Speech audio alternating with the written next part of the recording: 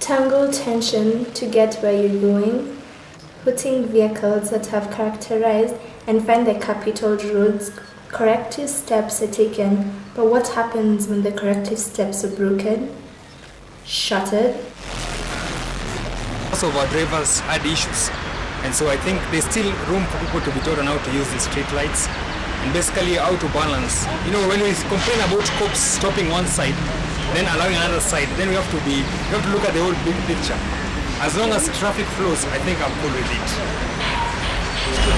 And then you wonder, if have to get repaired and it's Nairobi CBD. If they repaired, they will reduce traffic a lot. Now that you've heard from our fellow Daystar students, I have been your reporter, Anne Wamboimbogo, reporting from the Daystar Valley Road campus.